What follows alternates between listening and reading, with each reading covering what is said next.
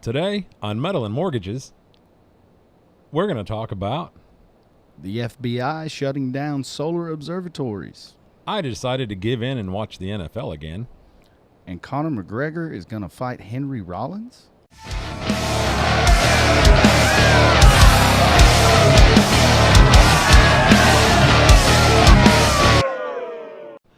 Episode lucky number 13. Ah, it is lucky. And October is approaching. Now I'm total douche. Well, you got the right brand of cap to wear it that way. This actually hurts on these flat bill hats. Like that, it's like poking me right there. Like it hurt. Yeah. I don't know how y'all do that. I don't dig or the why. flat. I don't dig the flat bill look. I don't, As soon as my I other get hat, we never really talked about this. The cap I was wearing, like episode 1 through about 8. The Jewish beaner. I had the bill removed. I say had because I had somebody else do it. Thanks, Mom. But yeah, so I like this one covers up more of the forehead. Yeah, the old I got a Jewish- 5 head, and this only covers the forehead, so I gotta have the 5 head model. As soon as I get a new hat, I have to. What is that? Why is Jewish? I have to. What is it Don't they wear those? Those little beaner caps. a yarmulke? On the top of the. Yarmulke? The thing. Yarmulke. Hold on. As soon as I get a new hat, I have to immediately take that bill and bend it and break her in. You like some dental floss? I'm good. No, you need some dental floss. I don't think so. These things are great. Sound is not as good as, say, cans. But these AirPods, I just got them yesterday, and I listen to podcasts all day while I'm doing my work, and music every now and then. But for music, they're meh. But for phone calls, podcasts, that kind of stuff, awesome. You can just leave your phone over here and walk around and not even have to. These the iPhone 10 weighs about like 9 pounds, so it's like you have a freaking laptop from 2010 in your pocket. It does look like a thing of Tic Tacs. Here, I bet that weighs more than yours. Well, I think it's the case that's adding the weight. No, Nope. there's okay. Yeah. You can check out more of the earplug reviews on Bob's channel. Earplug reviews. I thought about doing one, but then I seen that there were 437,000 other ones, and I said, probably not necessary. Yeah. It's kind of like podcasts, but here we are doing one. Hey, We just jump in the game. Started a podcast last week, and as much as I like the guy, he said like certain things, the way he acted towards his guests or his co-host. I don't know if the co-host is like a static co-host or if it's just one that's gonna just there for a couple episodes and he's gonna find somebody else. Andrew Dice Clay had a podcast launch last week through Gas Digital. Oh wow. And it's called I'm Over Here Now. And that was a bit he did like that failed back in like the mid 90s. He put out an album, like Face Down Ass Up or something like that was the name of the disc. It was terrible, horrible. I'm a big Dice fan. I was like 17 years old, and I turned on HBO one night. It was like a Saturday night, and they had the Rodney Dangerfield's Young Comedian special from some small comedy club up in New York and Brooklyn or something, and Dice was on there. Like it was his first like TV show like appearance. And I instantly fell in love with the guy. My favorite things that he does is the nursery rhymes. Well, that's everybody's favorite. Little thing. Miss Muffet. Well, he to me he was was great, and then he released an album called The Day the Laughter Died. It's a double compact disc, and it's that long. But his entire goal throughout the whole show, it's in a small club, little bitty club. You can tell the lights are dimmed a lot. Little crowd come in, thought they were going to hear nursery rhymes and him doing this, that stuff. No. His entire goal through that whole show was to not make people laugh, and it's just artistic genius. It's beauty. Well, music news, Light the Torch is coming down south. This is like, I guess, the southern part of their tour. Mm-hmm. And I'm really considering. Next month, right? Yeah, I'm really considering going to some of these shows in October. So I'm excited about that. I'd like to go too. I have to check with the boss. Metallica is doing an acoustic show or performance for the Within My Hands Foundation. I noticed on Facebook bands like Metallica. I've seen Metallica doing it. Korn, I think one other band. I just can't think who. Bands that are like touring. And it looks like they're in the same room, which is kind of weird. They're gathered holding the big check. The like the photos from like way too far away, but they're holding a giant check of whatever they're donating $20,000 to the local like food bank or whatever. And it's like, I mean, that's great. I'm glad that they're doing that. You know, I think that's very cool. I'd like to see more of these ridiculously wealthy acts doing that. For sure. And the reason why I thought this Metallica thing was interesting is just that I know they did something with a symphony back in the day, but I don't think I've ever heard an acoustic version of anything that they've done unless I just missed it.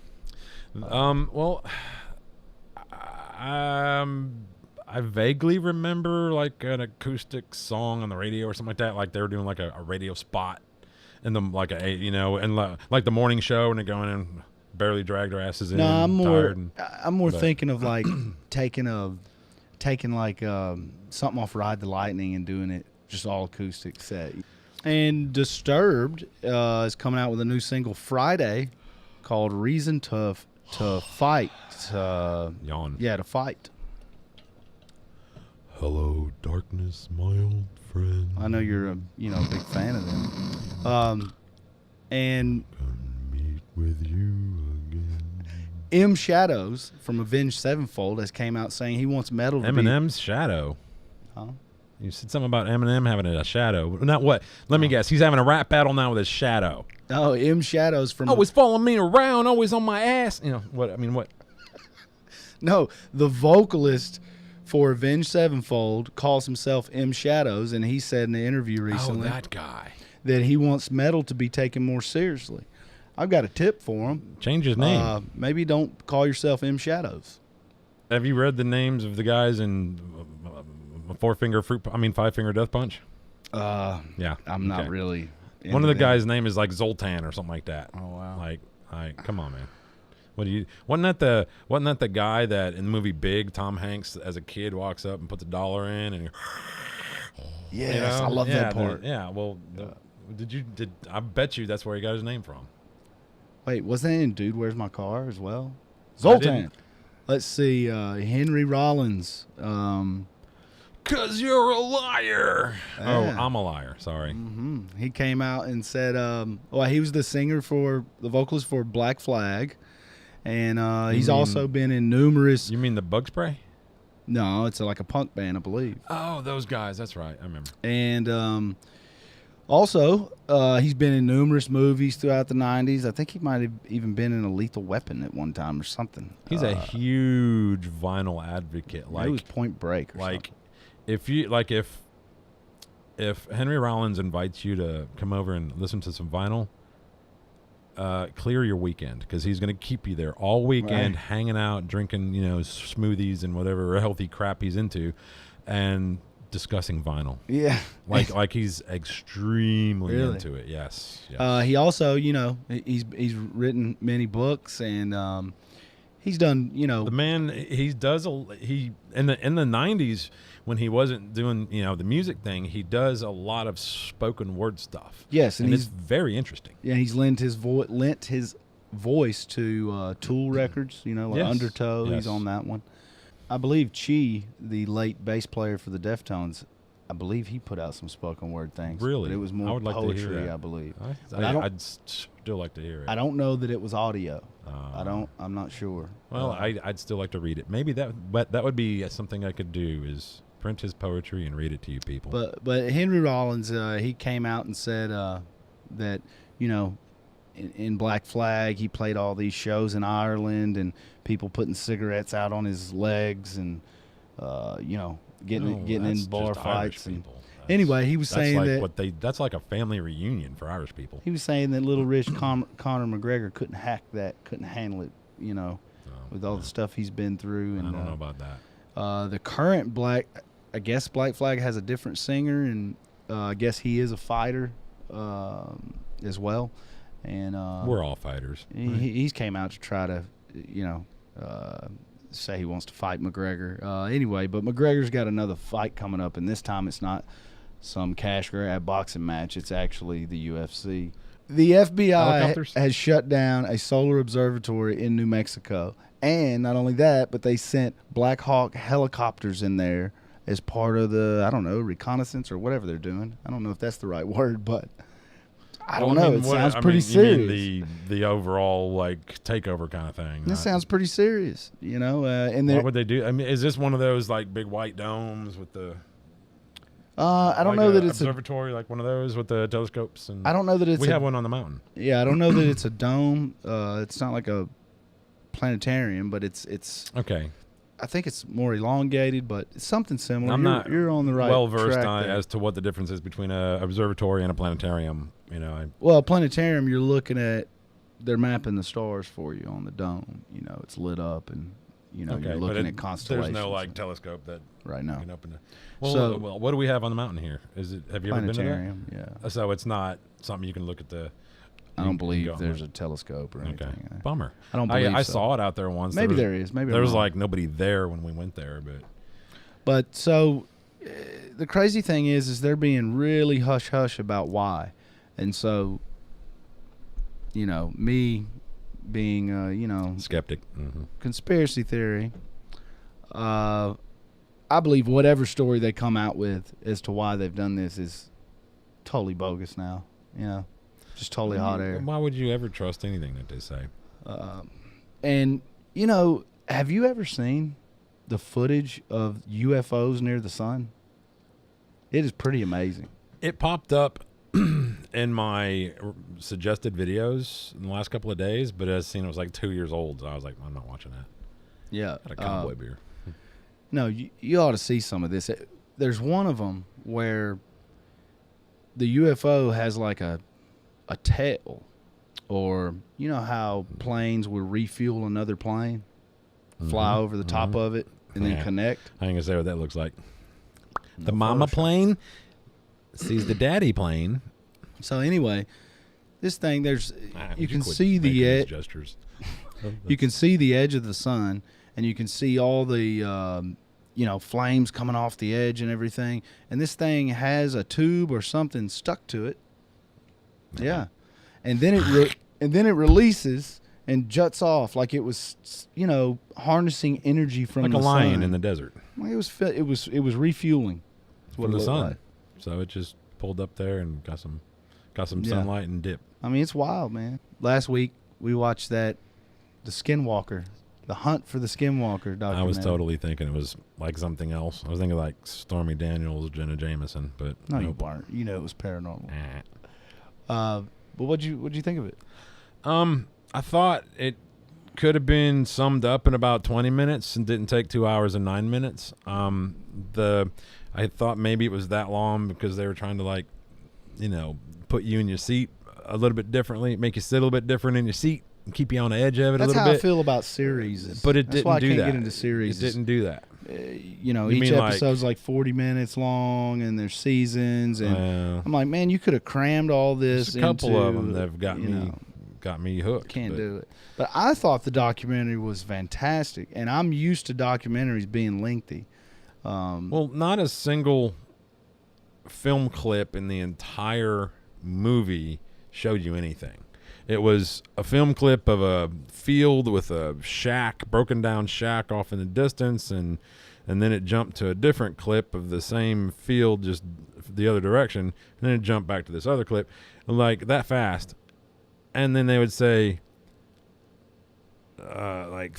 three words, and it's like, okay, come on. Well, it was more get to the point. Well, it was more eyewitness testimony than anything. And when you have people like that one lady was breaking down crying because she saw this mothership, and then somebody else she knew she got thinks hit that her son with some blinding light that like made his face was red or pink for a couple days. She thinks that her son's MS was caused by that. Well, was caused by whatever shining light on them. Well, she was talking about a neighbor as well that came down with a mysterious cancer. And it was an exotic cancer. Right, so that was the person where his face was I don't know, sunburnt. I guess. I guess the only part I kind of had already done my homework on that place, so I kind of didn't really learn anything. It was nice to have the visuals, I guess you'd say, but the only part of it that I really thought was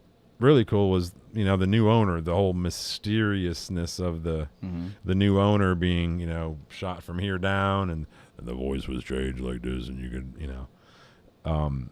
and them saying that they're doing even like with modern technology, because you got to think this investigation was like almost 20 years ago. The CIA and the FBI put in like $22 million to investigate this place. They had permanently mounted surveillance cameras on all kinds of different locations in the property, and basically I guess the conclusion was that whatever is going on there, it did not want to be captured or filmed or whatever.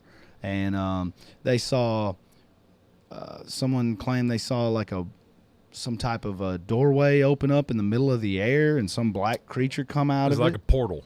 A portal, yeah. And then, the craziest part to me was about, spoiler alert, about the bulls. They had the bulls in this little pen. A little pen with metal gates and all, like you do. And bulls are very stubborn. Like you can't just say, all right, y'all now, and they'll move. You gotta it like take you 4 hours just to get them to move over there. Yeah, and so when him and his wife were leaving, his wife mentioned, man, if something happened to these bulls, we'd be in trouble because they're really expensive. The NIDS team had taken. They're like, you know what? We're going to go in town and grab lunch, and they had just left the property to go grab lunch up at a local, mom and pop restaurant. Yeah, and they come back, and the bulls are gone, like all 5 bulls, and they search the premises. They don't find anything, and then finally, there's a trailer, kind of like I guess you'd say a cargo box that you'd see on a train or something. Is what it looks like. Yeah. And it's right next to the pen where the bulls were in, and the bulls are in there locked with the handle shut, and they're all crammed in there shoulder to shoulder. Now these are huge, 1,000-pound bulls or something, like 1,500-pound bulls. Yeah. And they're shoulder to shoulder. The guy opens it up, yells at his wife, "Hey, I found them. They're in this trailer somehow," and he said that they looked, comatose. In a daze or whatnot. And when he made the commotion to signal his wife over, remember, he said the bulls went crazy. They stampeded their way out of the trailer. Yeah. And then for days after, the metal fence that the pen is made up of that keep bulls in was magnetized it was for magnetized. days. Tools they and measured stuff would stick to they it. come up and measured, anytime anything like that happens, they have these tools like a Geiger counter or that kind of stuff. Now and that's they would concrete. come up and measure stuff. That's concrete evidence. Yeah. Yeah. I mean, that's what's, to me, that's the interesting part was, with the bulls was that just one bull in there by himself, he would kick the walls out like that with no problem. I mean, it was a little bit bigger than one of those pods that, people can have dropped off in their driveway. Say you're going to remodel your bedroom. You need a place to put everything while you're doing it. You just get a pod dropped off in your driveway, and it's like, it was about that size. And they got 4 bulls crammed in there. You would have an issue getting one put in there, let alone all 4. Right, and then he was showing... And then them being comatose, they were just riding their bikes and like, where the hell's our bulls at, And then they looked in there, and then they were like, And then he showed the step up to where you would have to get the bull to climb up the step to get into the trailer. Yeah, so that in itself is near impossible, getting them to step up there. And then this other family that lived on the ranch, because they have numerous little houses and things. This other family, they experienced poltergeist activity where they bring their groceries in from the car, and then the groceries would be back in the car. And I'm just, or they'd be back in the bag, or something like that. Yep. Silverware would be moved, or they would cut something with the chainsaw, set the chainsaw down, the chainsaw would disappear, they'd go buy another chainsaw, and then the old chainsaw would reappear. Well, the story with the prior owner, who had the big giant wolf come up to the, I guess it was calves that they had in a corral, and put his head through the fence and grab a calf by the head. A wolf. And yeah, it was a big wolf, like this big kind of wolf. A few times the size of a regular wolf. They were right there. Like the ranch owner and his son were right there, and he told it, get on out of here, like that kind of thing, and it didn't work. And I think he said he hit it with something, like an object, and then it wouldn't let go of the calf. But it wasn't like coming after him, it was like, it just like his existence didn't even bother the wolf. Then he shot this wolf with a 30-06 Shot twice. it multiple times with a large gun like that, and as it walked away, he was, I don't think he wanted it to come back for his calves, so he tried to put more damn bullets in it, and it looked at it like, knock it off. And he knows that it hit, and they went after it, couldn't find it, no sign of blood, nothing. And they turned out they looked up the wolf, and I forget the name of the wolf, but it's a wolf that's been extinct for 10,000 years. Yeah. So that's crazy. I mean, it wasn't, a little this big wolf. It was it called a dire wolf? That sounds right. Something of that. It was a short name like that. So, crazy. And so this ranch just, the experiences that people have had, it just kind of runs the gamut. There's been Bigfoot sightings. There's poltergeist activity. Portals. UFOs. Portals opening up, and black objects climbing out and then getting back in. And as we're watching this, I'm thinking to myself, this is very similar to Stranger Things on Netflix. I'm not now up to date on that. So basically the premise on that show, you don't have to know about the show or whatever. And I'm not a series person myself, but I did give that one a shot. Anyway, I believe that what's happening on that ranch is that there is a portal that's opened up somehow to another dimension, and all these things are coming through. And I think that's why the CIA, the FBI is interested in it. But I think they're interested for a reason that they want to weaponize it. Or it's also possible that they're the ones that opened this portal. And that's why some of the people that have lived at that ranch, remember, they were hearing things underground. Yes. Like metal moving and all kind of stuff. And then the previous owners, before this new owner purchased it, one of the deals in the contract for purchasing the land was that you will not do any digging. Now, what is that? That would make me want to go immediately, like you said, and go get a backhoe and get Start to digging. That's the first thing I would do. So, but now you're also talking about roughly 400 acres, so it might not, or 480 acres, I think it was. Take a while to find, you don't know where they buried whatever it is. So I think there is some doorway that's been opened, and it try to get the largest metal detector ever made, and just like a John Deere sized metal detector, and just drive over that land inch by inch. And these are not the first people that have claimed that there's activity underground. New Mexico is a hotbed, which is kind of funny because that's where this FBI raid was. Yeah, and there are military people, and we'll get into this in another episode most likely. But there are military people who died mysteriously that were, basically claiming that they went and saw underground alien bases in New Mexico, and the government knows about it. They live underground. It's called Dulce, I believe. Dulce. So, it wouldn't shock me if there was something going on. Shock the monkey. Subterranean. But I really think if aliens are hiding out, I don't think they're under the soil. I think they're most likely under the ocean, because that is the most unexplored area of the planet. But you can't breathe underwater because we're all the same. I think they've probably gotten past that. Oh.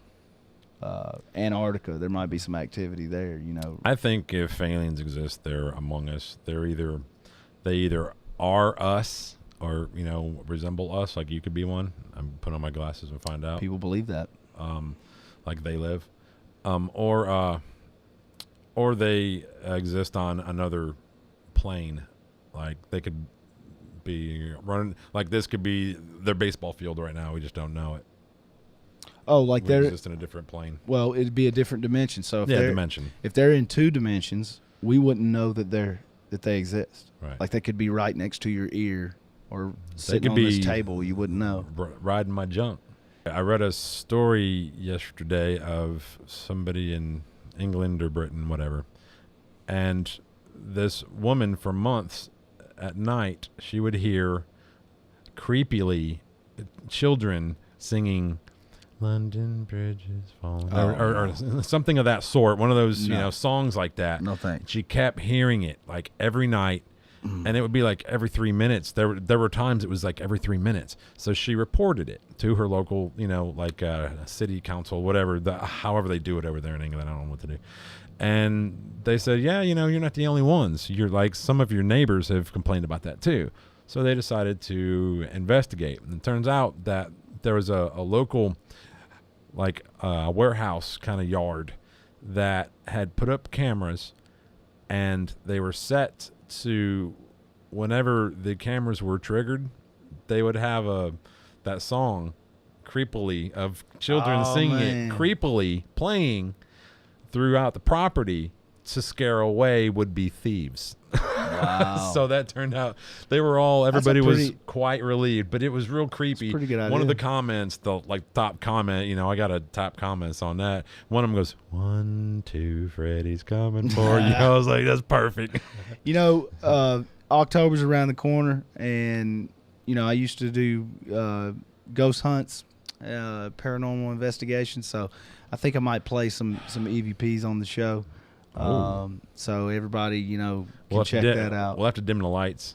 EVP is electronic voice phenomenon for people who don't know. And we would have audio recorders going, and you can't hear it with your own ears. But when you play back the tape, you hear a voice that wasn't really in the room. And I'll tell you what, some of the most disturbing stuff I experienced was when I would be reviewing the audio and would hear a child. Yeah. So that is creepy. So that would be a good way to scare off would-be criminals. I think you should share that stuff anyway. I've heard you talk about it over the years, and I've always been interested. I think I've heard a couple of them, and I just think you need to put this out there. 'Cause I'm a liar. Yeah, I'm a liar. I'll tear your mind out. I'll burn your soul. I'll turn